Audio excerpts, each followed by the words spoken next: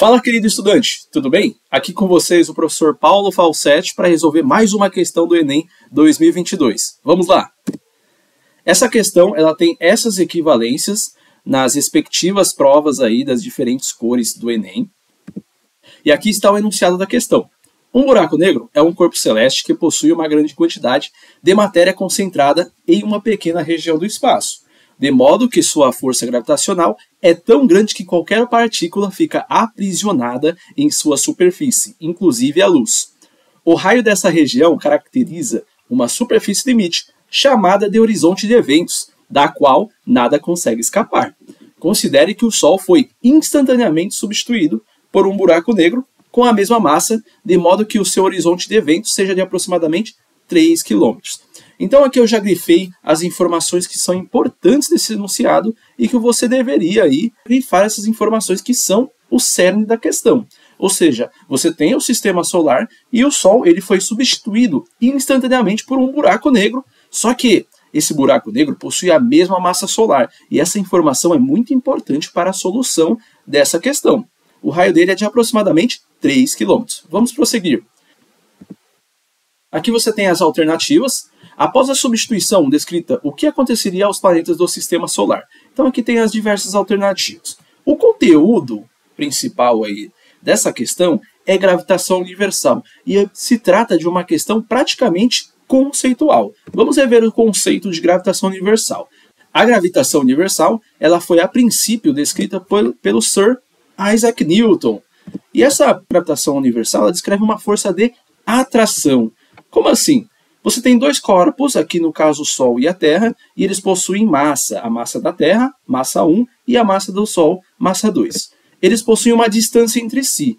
Se os dois corpos possuem massa e estão afastados, vai ocorrer uma força de atração entre eles. Nesse caso aqui, a força que a Terra vai fazer no Sol e a força que o Sol vai fazer na Terra. É uma força dual que ocorre aos pares entre dois corpos que possuem massa. E como que eu descrevo essa força? Existe uma fórmula, ou melhor, uma equação, que é a seguinte: Fg, que é igual a força gravitacional, é igual a G, que é a constante gravitacional que possui o valor de 6,67 vezes 10 elevado a menos 11 metros cúbicos por quilograma segundo ao quadrado, e o produto entre as massas, a massa 1, no caso a massa da Terra, e a massa do Sol, dividido pela distância ao quadrado. Tá? Então é inversamente proporcional ao quadrado da distância entre os corpos. Então aqui está um resuminho da gravitação universal. Aqui nós temos o nosso sistema solar, com o Sol, Mercúrio, Vênus, Terra, Marte. Lembrando que esse sistema solar é meramente ilustrativo e ele é mais simples apenas com o intuito de resolver o problema. Neste caso, nós temos as massas dos corpos que compõem o sistema solar, a massa do Sol e dos demais planetas. Temos as distâncias do Sol até a órbita desses planetas. Se a massa entre os planetas, esses corpos estão distanciados entre si, então, pela gravitação universal, vai haver uma força de atração entre esses corpos. Por exemplo, vai haver uma força de atração entre Mercúrio e o Sol, entre Vênus e o Sol, entre a Terra e o Sol, entre Marte e o Sol. Professor, vai haver atração entre Mercúrio e Vênus, Mercúrio e Terra, Terra e Vênus? Sim, mas essa interação gravitacional ela é muito fraca comparada à interação do Sol. Por isso que os planetas orbitam em torno do Sol, porque o Sol possui uma massa maior e, consequentemente, essa interação gravitacional com os planetas, nessas relações de pares entre, por exemplo, massa do Sol com massa do Mercúrio, massa do Sol com massa de Vênus, ela vai ser mais intensa do que essas interações entre os planetas.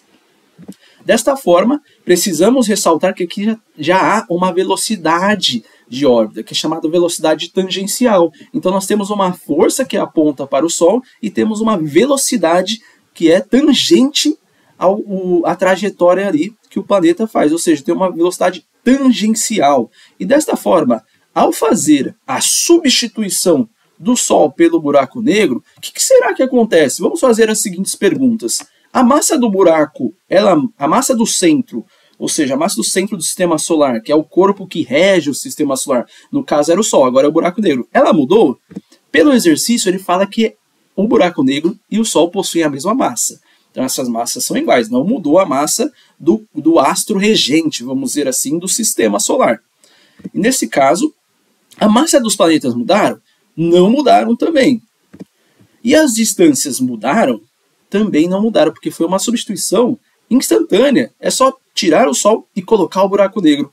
Então, quando você olha lá para a equação da gravitação universal, vemos que a massa dos corpos, ali a massa da interação par-par, não muda, porque a massa de um vezes a massa de 2. No caso, a massa do buraco negro com a massa do Mercúrio não mudou. A distância também não mudou. Olha aqui, vamos fazer uma análise. E desta forma, a força gravitacional não vai mudar, assim como os demais planetas.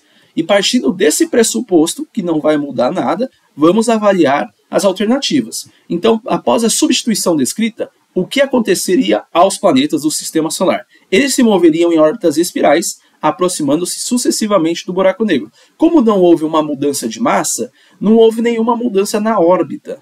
E os planetas continuam orbitando da mesma maneira. Então, a alternativa A está incorreta.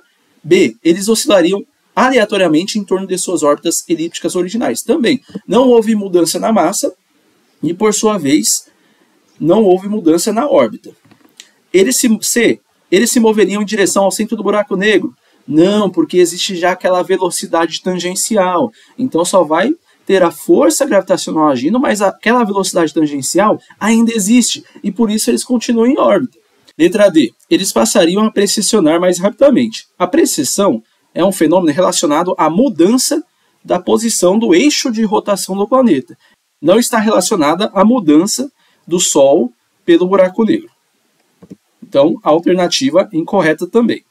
E a letra E, eles manteriam suas órbitas inalteradas? Sim, é E de exata, ou seja, é a alternativa correta. E assim finalizamos a resolução desta questão. Muito obrigado, pessoal, por assistir essa aula. Peço para que você se inscreva no canal, deixe aquele like e ative o sininho para receber notificações. E até a próxima, pessoal. Tchau, tchau.